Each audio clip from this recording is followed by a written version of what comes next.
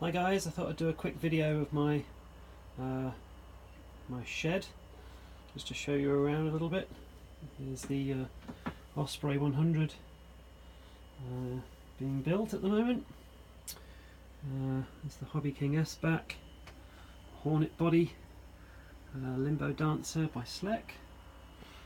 It's my old Acrowatt, and the Seagull, whoops, and the Seagull Yak 54. A few other kind of bits here. This is the Glenn's Cap 232, a slightly odd Franken version of that. Osprey wings, the Peak Spirit there, and the Bronco build.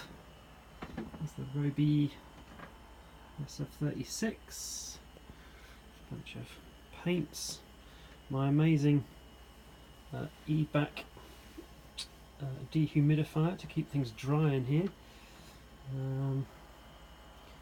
Various bits of mess over this side. And come around here, the Phase 6, the Grautner ASW22, the Robbie ASW17, and my own reduced Acrowatt. Back to the building board, and then up in the rafters got the various wings, Phase 6, Limbo Dancer, Robbie wings there. I'm just doing a modification on those at the moment to give them some flaps. The flaps are up there too.